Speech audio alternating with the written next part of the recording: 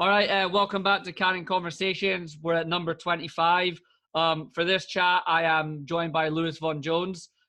Lewis is currently an assistant coach at Dunkirk U18s. He's also an academy scout at Sheffield United. You are a U10 coach at Ruddington Football Club, if I said that right there, Lewis. Yeah, that's right. Yeah. And you also help out at Underwood Villa. I hope I got all that stuff right there, man. But Lewis, thanks for coming on and having this conversation with me. I appreciate it. No worries. Thanks for inviting me on. No worries, man. So we chatted a couple of minutes beforehand, but obviously I reached out to you through Twitter. I've been kind of like following some coaches and I checked out your Twitter page. And like I said to you, one of the things that kind of piqued my interest about you is that you had down there that you're an academy scout at Sheffield United, and that's an area of the game that I'd like to dive into a little bit. So we'll definitely get on to talk about that. But I just wanted to start, mate, by asking you, like, how did you first fall in love with football? Like, where did it start? And how did you get to where you're at now? So it's a long one, really. I mean, my family have always played football. Like, I kind of had no choice. I got brought into it. And it's weird. One of my first games, and I can remember it very well. I went to Forest v Bournemouth. This is about 2008, maybe. Decent. Red Hot Summer's Day. I think it was last game of the season. It finished 0-0. But it's just the memories of, to go into the game with my dad. First game, 30,000 people, sell out. It just kind of sticks with you from there. I started playing football. Dad was my coach basically the whole time that I played. So just through family, really. And then I just stuck with it. You just stuck with it. So where did you play a lot when you were younger, or was it more of an interest from the outside looking in? So I played pretty much all my life as a kid. Started about 6 years old. Stopped when I was about 17, really, which is pretty early, to be honest. Yeah, I stopped when I was 19, so I wasn't far off you. Yeah, I wouldn't say I fell out of love with it, but the team I was in, like, it was a Sunday League side, and I kind of wanted to take it a bit more serious than what it was. Right. But I always knew I wasn't good enough to play Saturday, so okay. So yeah. I kind of stopped, and that's kind of when I went into the coaching side of things a bit more. Oh, decent, man. I was a bit in the same boat. Like, I played till I was 19 just for my local club in Scotland, North Berwick, and that was for the majority time just with, like, pretty much all my mates, and other people kind of came and joined in. But we kind of stuck with that for most of the time, and I played until I was 19. But same as you, I wasn't good enough to ever progress past that level or anything like that, and I wanted to stay in the game. So I just kind of had one of my mates' brothers like coached us, so he would drive me to training and stuff. And he said to me one day coming home in the car that I've got a good brain for it, but my body isn't maybe doing what my head's saying, type thing. And he kind of suggested to me to look, you should maybe look into coaching because you're really passionate about it and you read the game relatively well. And I thought, you know what, he is right. Like, I do like it. And I know that. So I'm similar boat. I kind of didn't stay along with the playing for a long time. Like, I've always jumped in and out and played, like, midweek, just like indoor stuff. I don't know if you've done much of that, but that's kind of all the playing I've done. Yeah, I mean, I was never really one for five-a-side either. Like, things like midweek games like that. I was kind of always preferred the 11-a-side more. Fair. I think I played once for the team I was at for the reserve side, but other than that, I just played for fun, really, to be honest. Yeah. When I got older, and I thought I kind of want to take this more seriously. Yeah, fair enough, man. Fair enough. I totally get that. So from just like being a fan and everything, like, how did you start getting into the coaching then after you stopped playing? So I went to uni, Nottingham Trent at the time. And the requirement of that course was you needed a certain, I think it was 40 hours coaching experience. Oh, cool. So I started actually with my little cousin's team. I'm still with them now, actually. He doesn't play for them anymore, but I'm still there. And then I advertised on Facebook basically saying I was looking for some coaching hours. And at the time, the under-18s I was with were under 15, sorry. And the manager was like, yeah, more than welcome to come down. And it ended up asking me to stay after the first session. And I've been there ever since. But yeah, it was just from uni. I was doing coaching and sports science as a course at the time. Obviously needed the experience. I never really thought about volunteering as a coach beforehand. So I thought I'll give it a go. Obviously needed the work experience, and I just fell in love with it from there. Yeah, that's cool, man. So like, your original plan when you had to do the coaching, like, that, was that necessarily in your head to, like, go as far as it has gone with the coaching, or was it just something that happened? No, it was just something that happened. I'd never really, coached football in itself before. Like, I'd obviously done things when you do coaching festivals at college and uni, but I've never gone and coached a team. So I thought, well, I've got a background in football. I'll give it a go. Obviously, got to get the experience in. And I just fell in love with it, and it kind of clicked to me and thought, I should have done this sooner. Right, yeah, one of those. Do you feel like what did the uni course give you? Because I never did like anything like that. I kind of left school and just worked for a year. Didn't enjoy just regular kind of life of the working life, what I was doing. And just kind of went straight out to America and just went straight to the coaching. So what do you think the uni did for you? To be honest, not a lot. I left right. I left after the first year because the course wasn't what it was made out to be. So I was doing coaching and sports science. Okay. And you think, well, there's going to be a good mix of coaching and sports science in there. You think probably, out of 6 modules, you're probably going to do 3 of each. There was 6 modules. 1 was coaching. The rest was classroom based. And I'm like, this isn't what I came here to do. Wasn't enjoying it. And so I left, and I got an apprenticeship in a primary school after that. I know it's getting a bit off topic, but no, yeah, go ahead. It's probably the best decision I ever made. The primary school took me on full time as a TA/sports coach, and I absolutely love it. Probably the best decision that I ever made was actually dropping out and leaving uni. Yeah, that's quality, man. You just kind of made that decision and didn't look back. Like I went to America, same thing, and as soon as I got there, I was like, oh yeah, this was the right decision to come out here. And same thing as you, just kind of got the bug for it and fell in love with it and did it for about 8 years in total. So I totally get that. So you left uni, you started going into that. How did you start getting into the other places then, such as like Dunkirk and everything? So Dunkirk was the one that I advertised on Facebook. They invited me down. Okay. Ruddington was my little cousin's team at the time. And then I was with them for about 2-3 years. And then I had that bug where I wanted to kind of step up a level. Okay. I'd done my level. Well, I was in the process doing my level 2 thanks to COVID. Yeah. Obviously, and then I thought, well, I want to step it up. So I ended up at the time I was on my level 2 course, and I met a lad on there, and he was looking to go into senior management as well. And so we both contacted a couple of clubs around Nottingham. Ended up going to Underwood. Okay. Good level. First team play step 7, reserves play step 8. So it was a nice little starting point for us. It wasn't a smooth start. Obviously, we agreed to do it in January. Then COVID hit. Yeah. That got pulled. That was delayed for 5 months, I think. And then did my level 2 and went from there. Didn't really start. Underwood I didn't really enjoy it there. Didn't probably have the best relationship with the guy that I went with. I ended up leaving, but ended up going back with a new manager, and things are looking up. That's good. When you said it's like the levels like step 7, step 8, like what do you mean by that? So last year, non-league steps. Oh, okay. The reserves at Underwood play Central, Mids, Div 1 South. Okay, I'm with you. Yeah. So what for the first team in that, is that like, are guys getting like paid for that and everything, or what's the deal? Like, how serious is it? Not at Underwood. No. They're not. Okay. I mean, Dunkirk, different story. Dunkirk step 6. So that's a decent level. Okay. You're talking to. In fact, I'm telling a lie here.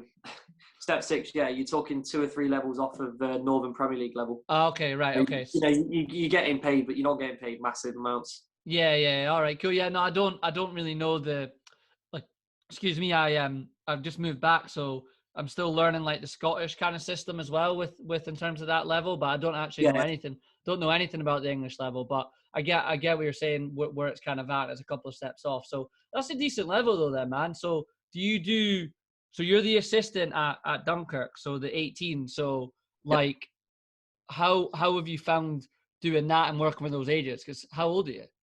I'm only 20, so it's. So you're only 20, so you're working with same age, kind of, or close to. Yeah, so at Dunkirk, the first time that I came in, I think the first training session I had, they were under 15s. So I, at the time, was only 18. They're 14, 15. You go in and, automatically you're playing on your mind of like, well, why should these lads listen to me? I've not done anything in football. An 18-year-old lad's trying to tell them what to do. Why should they listen to me? But I'll be honest, they're probably the best bunch of lads I've ever coached. Honestly, without a doubt.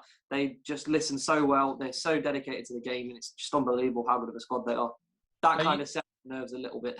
Yeah, no, absolutely. Because I've never done that with, I never did that with like a men's team. But when I first went over to the States, I started coaching a high school team with my cousin. So at the time I was 19, so like the oldest kids were 18, right? So it was the same thing. And at first I found it a bit weird, maybe different because it was girls as well, but a bit weird just to like work out, like to find that like relationship with people your age, like you say, because if I was an 18-year-old and someone a year older than me was telling me things, I probably wouldn't necessarily pay attention all the time. But that's good that it seemed like for you that it kind of smoothly kind of was all right and you've had no issues with it. No, yeah, they're a good team. I mean, we're taking them into where they're basically going from the under-18s to the development team next season. Right. Okay. It's giving the club 3 teams: the first team, reserves, and development. Class. So we're throwing them in. They're only 17, 18 now, but we're putting them in the men's league next season. So we'll see how that goes. Oh, that's quality, man. That's quality. How have you found, like, so right now you said you still coach the U10s at Ruddington? Yeah, still there. Yeah. Yeah. How do you find the balance of that, like going from the Dunkirk thing, obviously to U10s is it's a different world. So how do you find the balance? It is. I mean, I coach the reserves on Tuesday, so it's a bit more serious. Okay. Under 10s on a Wednesday, and then under 18s on a Thursday. So I'm constantly switching between that serious, fun / fun serious type thing. And it's at times it's hard because, you know, when you like with the under 10s, nothing serious, you know, especially at the minute, it's just playing games and just letting them have game time. But then trying to switch from that to Thursdays when you're trying to hammer down principles of playing, stuff like that, it does take a lot in your mindset to switch from it, especially when the night before you've done played a game. Yeah. And you're working on completely different things. It's hard, but it is enjoyable at the same time. Do you do all this full time? Like, do you work as well, or is this what you do? Yeah, I work as well. What do you do for work? I'm a primary school TA / sports coach. All right, okay. So you said you do that. So I guess it kind of feeds into, at least it kind of feeds into the coaching, I guess, like going through the day and doing all that must transition quite well into it. Yeah, it does. I mean, like I said, I teach PE in the afternoon, so it's kind of, you're kind of already in that coaching mindset. Yeah. By the time you get there, anyway. So not breaking out of that mindset's good because you're constantly in it. If that makes sense. No, definitely does. Like I said to you, I kind of only really the main areas of age I was doing was probably 6 to 12. Like I did do the high school team, which was different. Like you're saying, it was a good like balance to go from coaching the kids to then coaching the older kind of girls and like having games to plan for, like you said, and the session planning's completely different to what you're doing with the U10s. And it's something that I definitely wish I'd done a bit more of, is like mix it up like you. I think that what you've got going on is a pretty good idea, because at some point you will probably land on which one of the 3 areas you prefer. I don't know if you've already worked that out yet or not. Do you know what? I like all 3. I mean, I prefer coaching tactical elements over technical. So to be honest, older age groups I do like, because I also do want to progress into higher levels. But yeah, it's a nice break sometimes when you know things are so serious. You can go to the under 10s and it's a more relaxed environment. Not saying that my reserves and under 18s isn't a relaxed environment, but you don't want you know, with those you're pushing results and development, but your under 10s is a bit more relaxed, a bit more fun. So it's sometimes a nice little switch off a little bit. But would you say, like, but long term, are you looking to maybe more focus on the, like you said, maybe moving up the levels in terms of the leagues and kind of sticking more so with like having a career in the men's game? Yeah, 100%. Like I said, I think with the men's game as well, you can have a little bit more banter with your players. You know, you can have a laugh and a joke beforehand. You know, if, you know, let's say you're at half time and, you know, you're telling someone they've done something wrong and you're coaching them on how to do it differently. You know, at the end of the game, you know, you can sit and have a beer in the clubhouse. Yeah. When you're with men's teams. Yeah. Also, you know, everything happens and then you can kind of forget about it. But, you know, with the kids teams, it's kind of, it's not that important at the end of the day. Not saying the team is not important, but getting the results, it's not important for them. So it's a nice little switch off, but I do like the men's side a little bit more, to be honest. Yeah, that's cool. No, you're right what you say. I know what you mean about the kids. Like it's a completely different environment. Like what you're trying to create for the kids is completely different to what you're kind of going for with the adults. And I think that, like, I was saying there's 2 types of coaches, right? Like you split it up quite well. There's like technical and tactical. And like you know, I always thought where I was in America, and I don't know what it's like kind of in England, kind of where you're down at, but there was never really, no one ever really seemed to like work out what coaches were best for like the younger technical kids and what ones were maybe more into the tactical side. It was kind of a lot of a mix. And I Yeah. always felt that like, you know, it would not be ran better, but it would be a lot better for the coaches probably and the kids and everyone involved if you worked out who should go where and the technical coaches go with those younger ones and the older ones go with the tactical ones. So I don't know what you found in terms of that where you've been in England.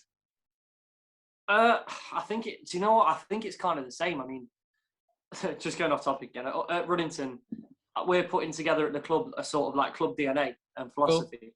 Cool. The club wanted to do it for a while, but I took a step back when I was at training the other night because we've got teams around us, and you know, there's some coaches that, you know, under 11s, under 12s, and they're going into things that you learn at under 15, under 16. Right. And I'm sitting back and I'm thinking, they're not going to understand that. Mm. And I mean, I honestly, I heard one coach a couple of weeks ago, and this must have been under 11, maybe under 10. I heard the word counter pressing mentioned. All right, okay. And I'm like, they're 8, 9 years old. Yeah. Why? So then that's when I came to the idea of the club, like, you know, let's put this together. Mm. You know, they are doing it out of a good place, but I think it's just giving coaches a bit more education on that side of it. Yeah, no, I get what you're trying to say. Like, there's like, I think you hit the nail on the head, really, just the education side of it from the coaches and like understanding what certain age groups need what, right? And like you say, the younger ones at that age, you're probably spot on. You probably don't really need to be talking with them about that. That probably hits when you get to, like you said, like maybe 14, where you're playing 11 aside and it's a bit more of a tactical element to it. Yeah, no, exactly. Yeah, mate. No, I agree with you. It's interesting. Do you find like it where you're at, and you said you kind of came up together to find like a club DNA? Like, do you find that there's a lot of big differences in opinions between what everyone thinks should happen? Yeah, I think that's what makes football so great as well. You know, absolutely. And I've always said this about, you know, with like when you work with mentors and things, like when you've got a coach mentor, especially with the English FA, I've found that sometimes they kind of want you to, they all do the same thing. They want you to coach in a certain way. And the way I look at it is, can you imagine how boring it'd be if every coach coached the same way? Yeah. Can you imagine a coach at under 9s coaching the same way that Pep Guardiola does, or the same Mourinho does? You know, if everyone coaches the same, it's boring. Everyone's got their own style. So that's what I think, you know, putting this DNA together.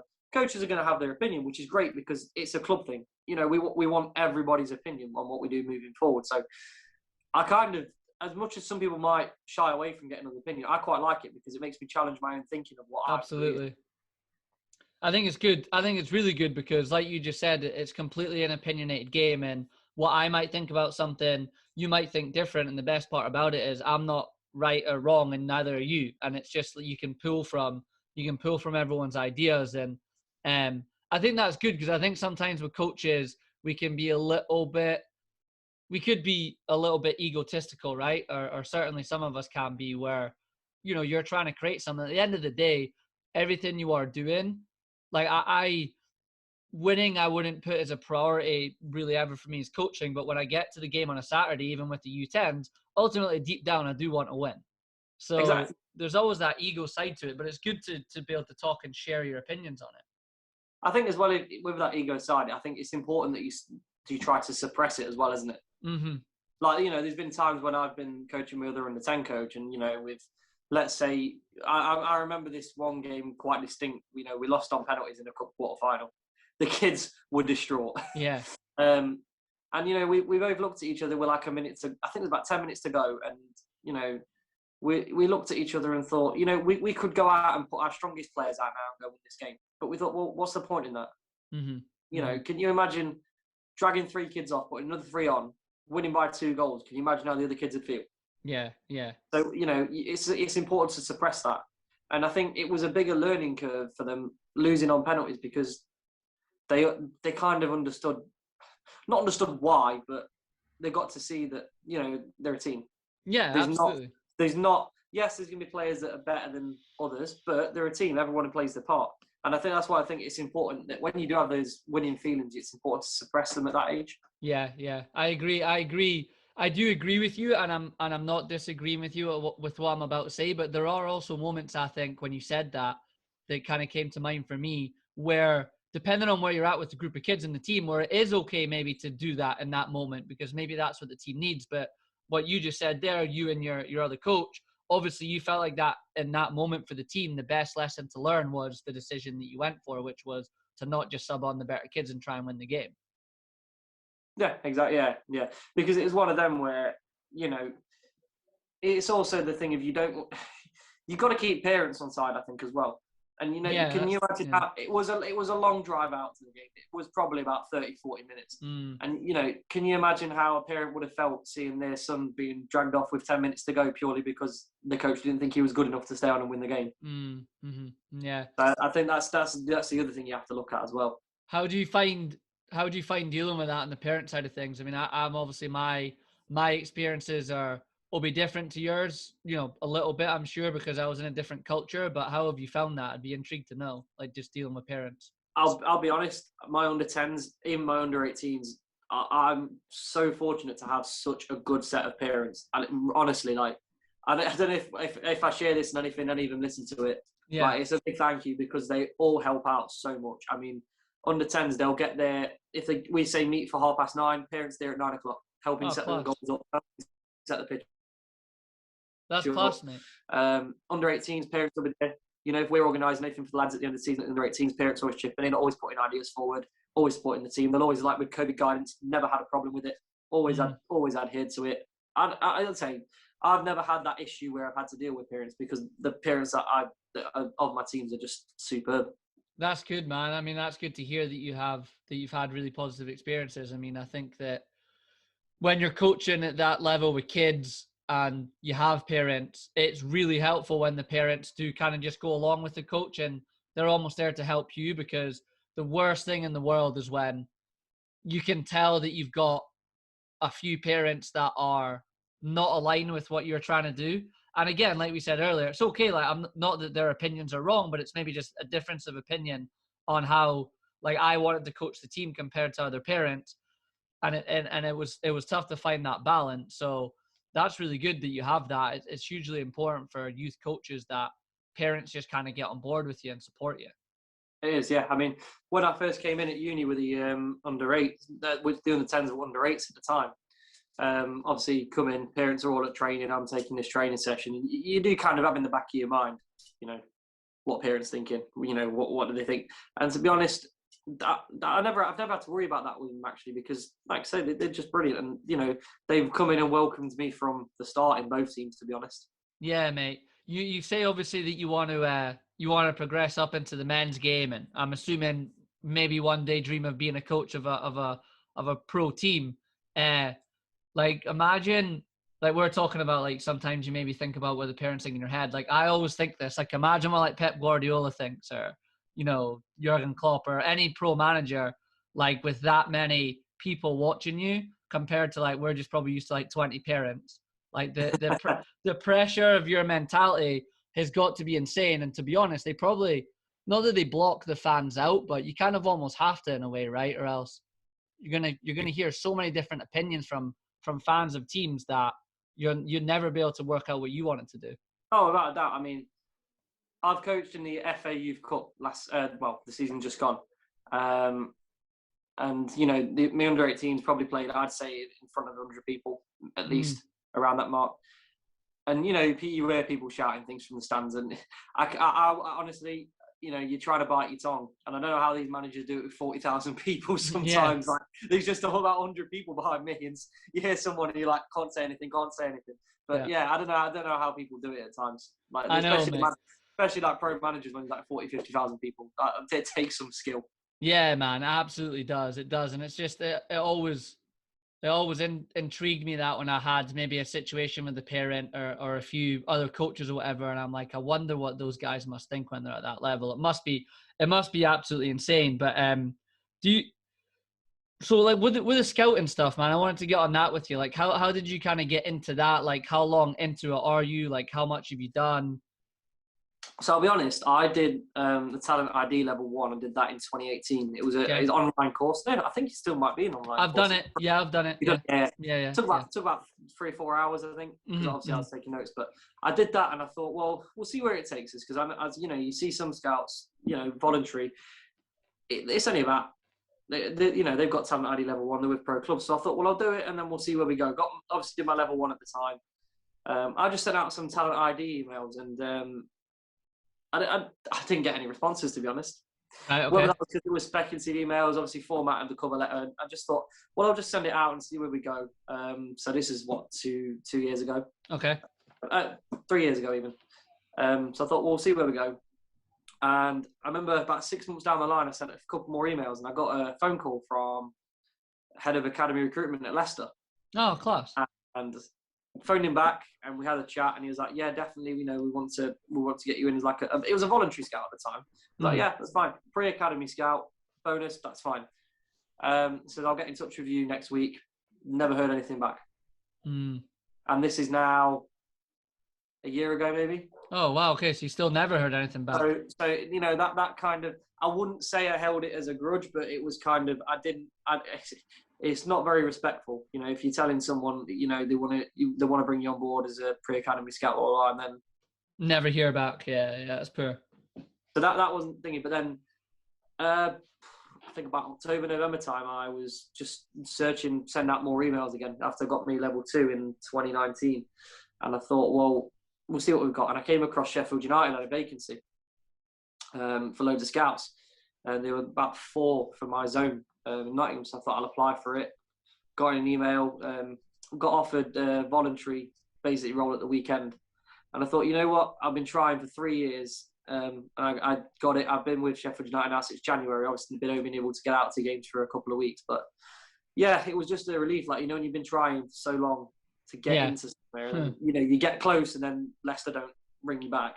Yeah. But now, Sheffield United, and do you know what? I've only been there a couple of months, but the team at Sheffield United, all the other scouts, everyone's so friendly, so welcoming. That's class, man. So, like, what have you? Obviously, COVID's had an impact on it, so it doesn't sound like you've been able to dive into it deep. But so, like, what have you had to do so far? Then I'm interested to know. So mainly my role is grassroots scouting. Okay. Not so you're talking under 7s all the way up to under 14s, 15s. So it's just a case of going out Saturday, Sunday mornings, going to games, reporting on players. And then obviously if there's anyone that you like look of that you think of going to the academy, you get permission off managers, parents, and then it goes from there. So it's quite a nice role, to be fair, because I think as a coach, it's also a chance to go to a football match and kind of sit back and watch a little bit. Yeah. And I think coaching wise, it's helped the scouting side as well, if that makes sense. Mm-hmm. Yeah, no, it definitely does make sense. And I think you're right about going to watch the games. It gives you a different perspective on things, because when you're coaching, you're in a different mindset when you're standing on the sideline. And when you get into the scouting, like you say, you're a step back from the game, maybe not even amongst the parents, maybe watching a little bit further back. I don't know what your style is or how you do it, but you do definitely see a different angle of the game. And that was why I was interested in kind of doing it when I first came home, because I thought that I still wanted to be involved in football, but I wasn't too sure how. And that seemed exactly what you said, from getting a different perspective on it. That seemed like something that might refresh my kind of passion for it. I never actually got into anything, and kind of thought better of the idea about a month or so later. It didn't interest me as much anymore. But what are you looking for then when you go to see a kid? Like what are the things in your head? So with Sheffield United, I'm not going to say too much about it, because of course. But obviously the club has their own DNA, so you're kind of looking for players based off that DNA. You've got indicators, you've got a guide on what you're looking for, and then it's also down to what spaces are available for what age group. So it's kind of making sure that you yourself get to know the age groups at the academy. Okay. So, okay. If you're going out to a game and the under 11s have got, let's say, 4 strikers, you're probably not going to go and look at an under 11 striker. Right, yeah. Because the team's already got 4, so they don't need any more. So obviously the club have a list of needs of what positions and what age groups. So it's also adapting that into what you're looking. But then it's also the thing, if you go to a game and you see a striker under 11 that's presses well, that can move the ball, has a good first touch, and he's got the qualities you're looking for, it's also the case of, well, actually, let's invite him in. Let's invite him into one of our centres and see what happens from there. So it's a mix. It's a mix of both of us, kind of what the club want, but then also, you know, do you see anything? Yeah, no, that makes sense. What you've used the word. I'd be interested to know. I hope I'm not putting you on the spotlight, because I always had this discussion with my mates and my brother who was a coach. Like, when you say DNA, like what does that mean for you? Like, in terms of, I don't mean specifically to maybe Sheffield United or whatever, but when you're kind of doing it, like, what does that mean to you? I think it's a bit of a difference from grassroots to academy. I think academy, you look at, to be honest, from my experience, academies are what the club wants. So, you know, let's say a manager comes in. Let's take Stoke, for example. Stoke, what Stoke's natural play style, they've always gone for big players who can hold the ball up, got height, got strength, you know, and they can grapple. So, you know, Stoke are probably going to look for academy players who are a bit bigger than the rest, more physical, and then, you know, can hold the ball up and things like that. Whereas I think if you go with grassroots, like we'll say what I'm putting together, I think it's more on the enjoyment side, making sure kids enjoy it and develop, if that makes sense. So I think it's a mix of what the club wants at a pro level or an academy level compared to grassroots of, you know, the basic foundation of enjoyment, development kind of thing. Yeah, no, that makes perfect sense to me. That's exactly when you were saying that was what was coming into my head. So, how do you think, like, this kind of asking you that question got me thinking about it? I mean, I've again been looking at your Twitter a little bit. Like, how do you think social media is kind of helping, like, coaches like yourself? Because I'm 27, I'll almost be 28. So, like, Twitter when I was 20 wasn't. I'm gonna sound like I'm so old here. I don't know this. I'm only 27, but Twitter wasn't used how it is now, if that makes sense. Yeah. I'm intrigued from your point of view of being on it. Like, how do you think that's helped? Like, all everything to do, your coaching, your scouting, whatever else it may be. It's helped loads. Like, the amount of contacts that I built up through Twitter. I mean, I'm in a group at the minute. We call it a coaches huddle. It's run by Edge of Play coach. I'm going to give him a shout out here. James Stokes is. Love that. So James, if you're watching, yeah, cheers for this, mate.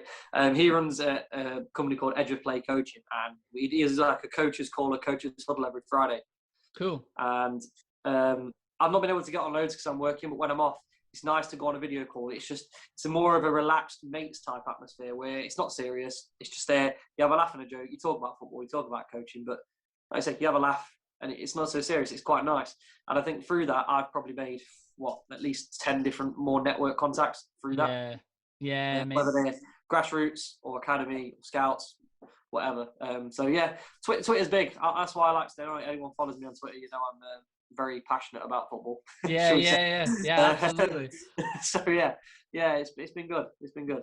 I think that's really good, man, and I think that it's cool to hear that stuff like that's going on, because at the end of the day, with like anything in life, it's who you know, not what you know, right? And like social media and Twitter's particularly to get kind of thoughts across has been like really good for that. There's loads of bad things about it, which everybody knows, and of course, but what you just mentioned there is a huge pro to it, because you would never have that if you didn't have, you know, Twitter. No, you would never have met half the people or any of the people that you're talking about in that group, and you never know where those connections could go down the line, and that's what it's all about. So that's really cool, and I've enjoyed using it from the point of view of finding people like you who, like you say, passionate about football. I got that from your Twitter page, right?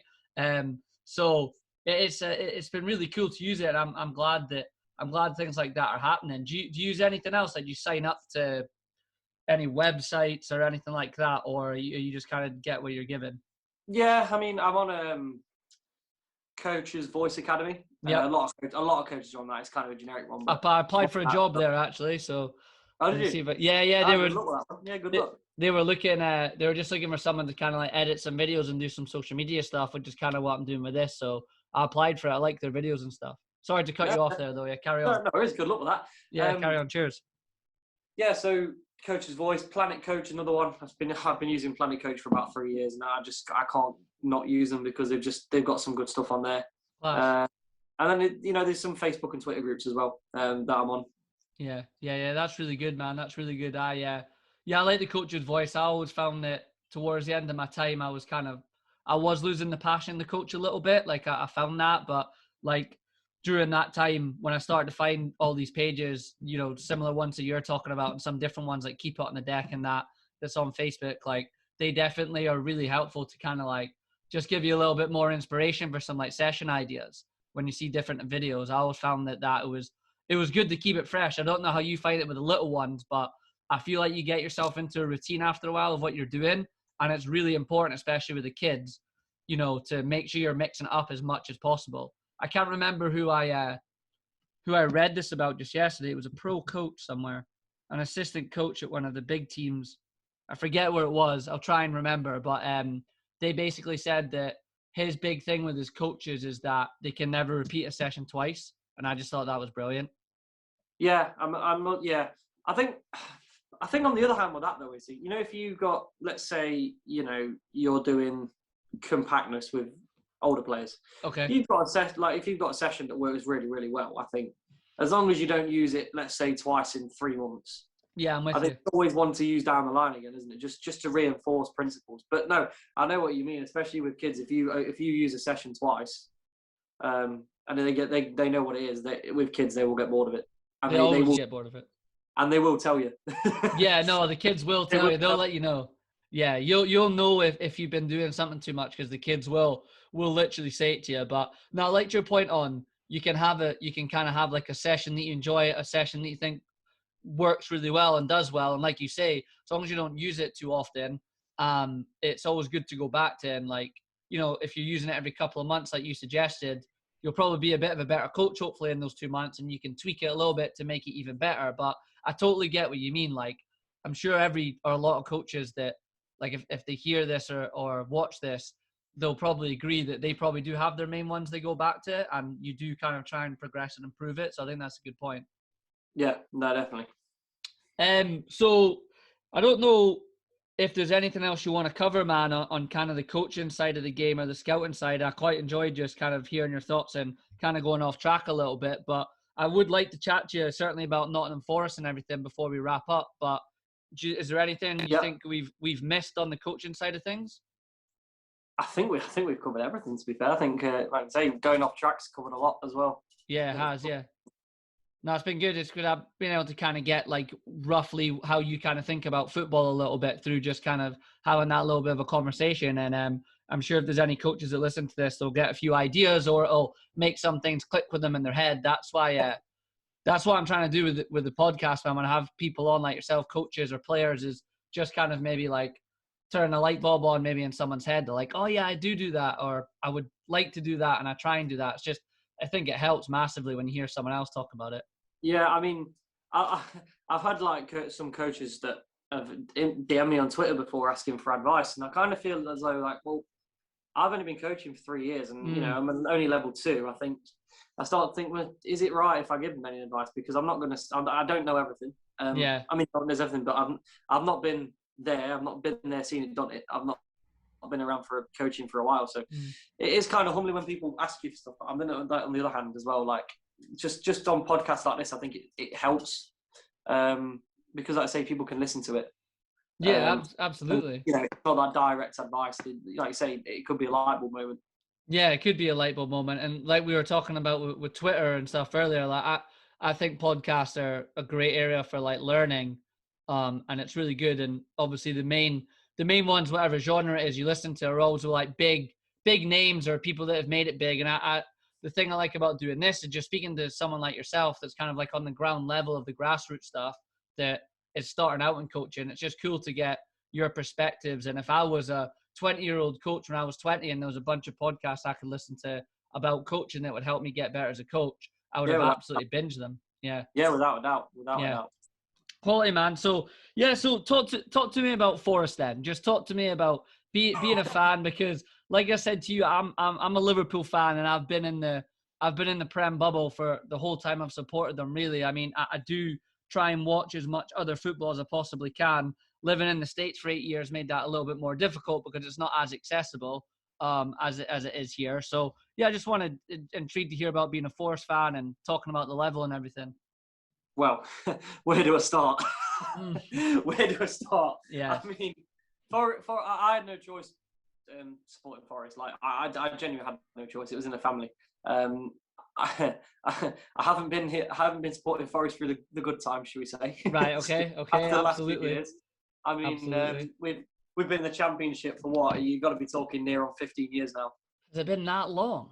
It's what, I think 2007, 2006, 7, I think. Yeah, because I can't really remember Forest being in the Prem too much. So you must be right about it. Yeah, that's a long time, man.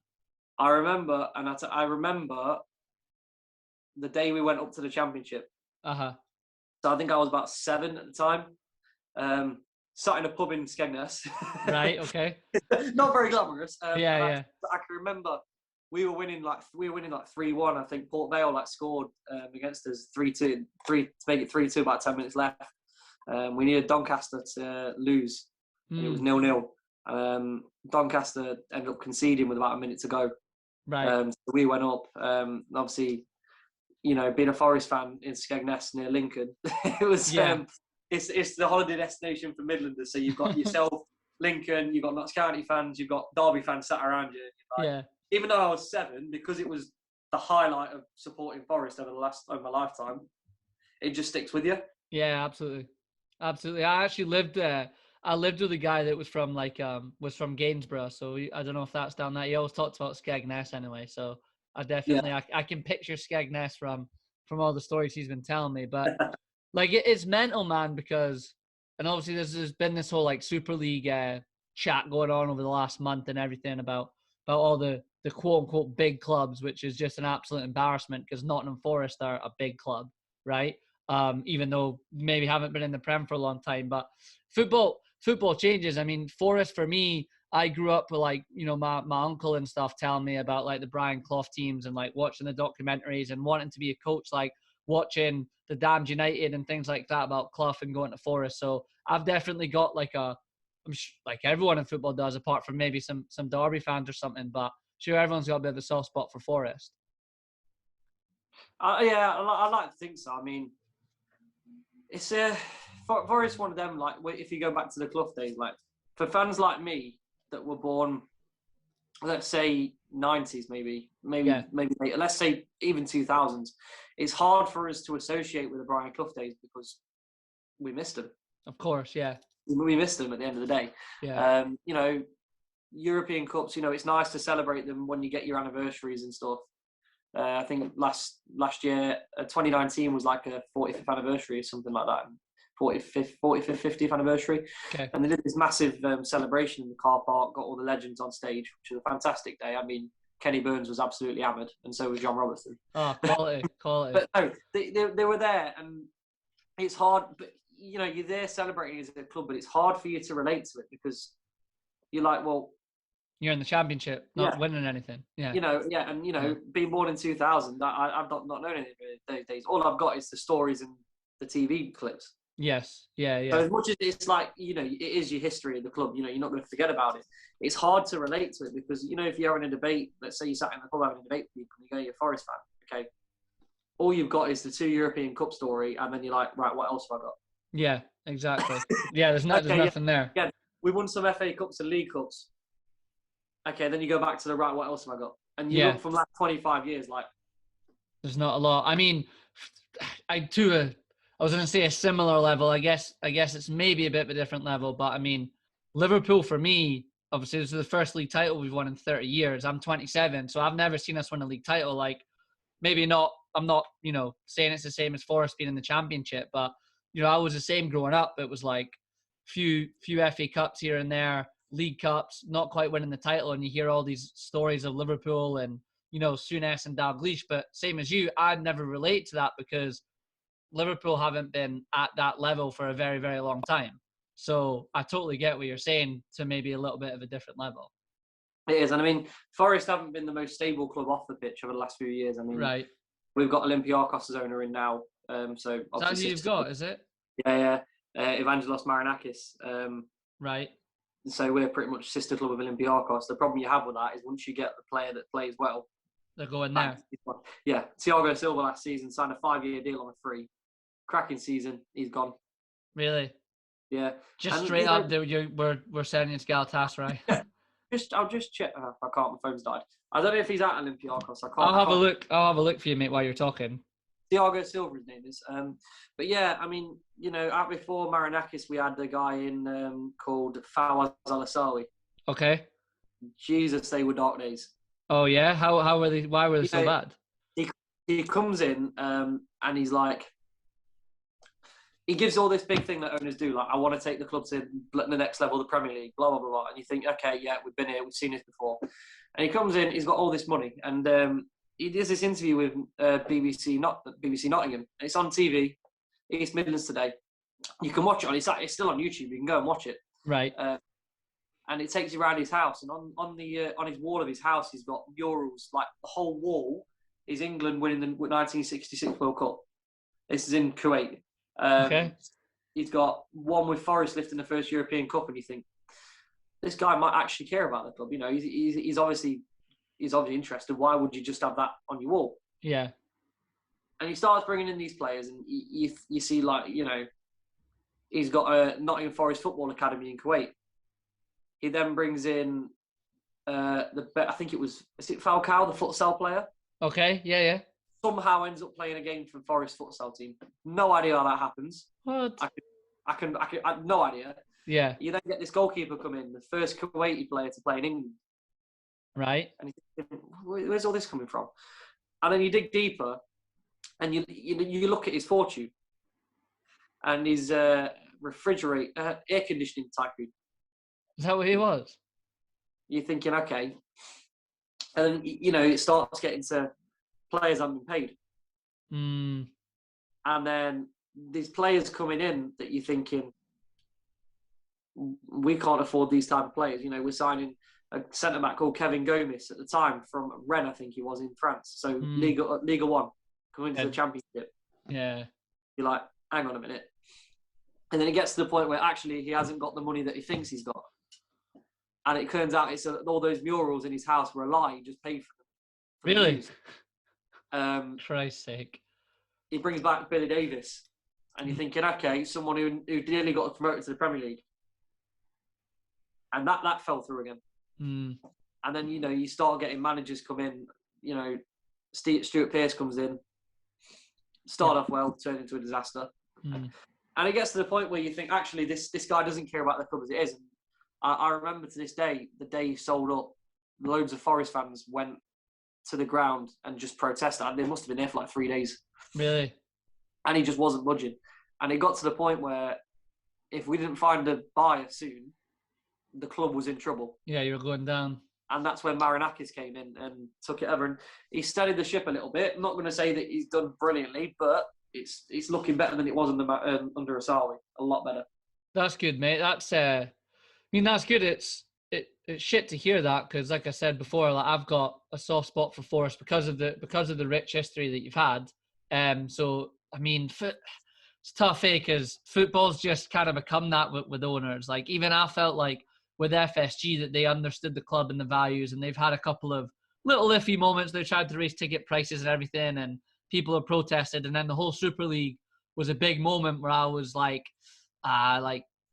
if you have cared as much about the club as you've kind of promoted in your marketing and everything like that, you would have known that was a terrible idea to do as Liverpool Football Club. So, without.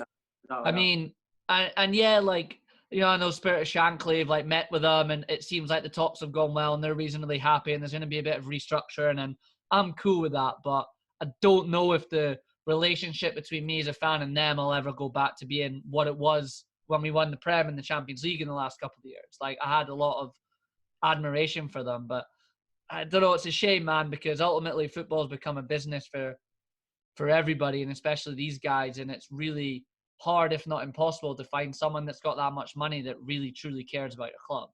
I agree. My mate, he lives in Nottingham as well.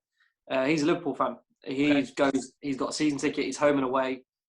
He went to the 2 Champions League finals. Obviously, won and then lost and won. And when this Super League was announced, he was borderline sending an email to the club basically saying cancel my season ticket. Yeah. My uncle's a Chelsea fan. He was borderline like cancelling memberships. Mm-hmm, mm-hmm, mm-hmm. Just because it just changes you. And I mean, I'm always in that mindset now of, I hope I hope fans remember this. I think they will. You know, the clubs turn their back on you. Yeah. I'm not necessarily saying turn your back on them, but just remember it. Yeah, don't forget it. Don't forget it. Yeah. Next time you buy a shirt or next time you buy a ticket, don't forget what they did. Not saying don't go, because you know, it's your club. People will still go because it's the club, but just remember what they did. Of course, and don't. You know, I had this debate. I think I did a podcast on actually my brother and a couple of friends, and it was like, will we just all forget about it when they sign us the next £200 million player, right? And we go on and win those next trophies. And I agree with you. I think it's important you can still enjoy it, still go, you know, but remember, like you say, remember what they've done and just kind of like, don't kind of forget it. But it's just a shame, man. I mean, I'm kind of bored of the Super League chat stuff, but just to hear that from someone that supports Forest and a team that's in the Championship. I mean, if you were being honest with me, whether it's this owner or a different owner, like, do you see hope for Forest in terms of being able to get back up into the Prem and kind of taking it from there, or what's your thoughts? I hope so. I mean, I don't know, did you see much of Forest last season under Lamucci? I did not, mate. I did not see a lot of Championship football up until probably this season's the most I've watched in a while. So we were last season, I'll be honest, we were flying. Okay. Up until COVID, we were absolutely flying. You know, top three, we're in the playoffs, we're steadying, we're winning games. We're not playing teams off the park, but we're doing what we need to do. You know, that's good. I remember we beat Stoke 3-2 on a Friday night to go top of the league. Sammy Amiobi, of all players, was the best player on the pitch. Yeah, Sammy Amiobi. You started to think, hang on a minute, this is only early on in the season, but we look good. Yeah. COVID comes out, you know, we come back, first game back, we play well, we're getting results, and then all of a sudden, we beat Huddersfield like 3-1, I think, on a Sunday, and it was just bang, that was it, just down spiral. Obviously, we beat Leeds 2-0, that game was unbelievable. Right, then lose to Charlton on the Tuesday night, which I was at. It was at -5. The win was Baltic. We lose 1-0 to Charlton. Lyle Taylor scores. It was horrible. But we start going downwards. And, you know, last game of the season, we're playing Swansea? No. I can't remember who. I generally can't remember who we're playing now. But we basically, even if we lost, there was a goal difference gap of 5. Right. So we'd need to lose like 5-0 and Swansea would need to draw 0-0 or something like that. Yeah. Okay, we should be able to pull through this. Swansea win 3-0, we end up losing 3-1 and we drop out the playoffs on the last day. Oh, disaster. And you're like, how the hell have we managed that? And that's when you start to think, yeah, this club's cursed. Yeah, you're just like, it's never going to happen. I mean, we lost like 2-0 to Barnsley at Oakwell. I'm like, what is going on here? Yeah, it just kind of fell apart a little bit. That's a shame to hear, man, but it's I mean, I don't know, and the Championship's a brutal league. Like, it's a grueling season. I mean, you hear the Prem managers complaining about the games they've got to play. I mean, Championship is literally 3 games a week for the whole season. Oh, without a doubt. I mean, and you look at the amount of teams that have gone into Championship and now they're in League One from the Premier League. You know, Wigan were down there, Sunderland, Hull, and you know, I know Portsmouth went through a bad spell, but they dropped right down. Yeah. Like you say, it's a difficult league to get out of. Once you're in it, if you don't get out in that first season, it's tough. Get back, you're going to struggle. Yeah, I agree with you, man. I agree with you. Well, I'd like to finish off by asking you then your expectations on Forest for next year then. I mean, what would be, for your opinion, what would be good for Forest? Like, what would you be happy with? After this season? Well, I mean, with Houghton in charge, if the recruitment side's right, which I don't hold high hopes for because it never is at Forest. Okay. Realistically, I'd be happy with the top 10 finish. Okay, all right. But I think for a club of our size, with the players that we can pull in, the manager we've got, there's no excuse for us not getting the playoffs. Okay. So you would take top 10, but I know that's a bold one, but yeah. Yeah, you would take top 10, but playoffs in terms of the club size is where you'd like to be. I mean, I think that's fair. You're what? I just had a look. I think you're 14th at the moment or something.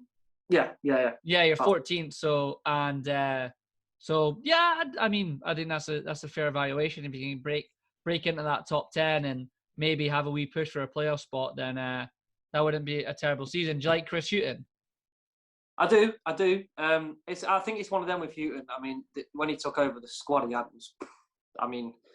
some of the players, you think, you look at them, and no offence to them, but you think, how the hell are they playing in the Championship? Yeah. Really, I mean, but you've got players to build off. Like Joe Worrell went to Rangers on loan. He's come back, best I've ever seen him play. Alex Martin's coming through. Obviously, we lost Matty Cash. That was a big blow. Yeah, he's good. He's good. There's a good squad to build off, and I think he's got to bring the right players in. Everyone moaned about it when he brought Glenn Murray in, but I thought, you know what? At the point we were in, when we were still in the relegation fight, you need players in. Yeah. That season can just do you a job. Yeah, agreed. He came in, Kravinovic came in, that James Garner from Man U came in, and they just did a job. And I think next season's a time when you go, right, I think it now gets to the point when it's a Wolves situation. Yeah. It's either Premier League or bust now. 15 years is long enough. Yeah. No, mate, I hear you. It's a long time, and if you can get up into the Prem again, then obviously that would be amazing. But Lewis, I think we've had a good chat. I think we've covered a lot of what I kind of had in my head that I wanted to cover, and even more than that, I thought the coaching part was a really good discussion. I enjoyed it, hearing from you in the scouting, and then kind of finishing off with the Forest stuff there was good. I enjoyed that. Have you got anything else that you maybe want to talk about before we wrap up, or are you good? I think we've covered everything. I think. Perfect, man. Anything else I can think of? Perfect, mate. Well, like I said to you before, I'll hit stop in a second on recording, but we'll stay on and chat for a couple of minutes. But thanks a lot for doing this with me, mate. I appreciate it, and I hope that if anyone listens to it that's coaching or just likes football, that they get a little something out of it. I think they will from our wee conversation there. Yeah, hopefully. Thanks for having me on. We've enjoyed it. No worries, man. I'll hit stop now. But thanks again, Lewis, and hopefully we'll do it again soon. Yeah, definitely. Perfect, man. Cheers.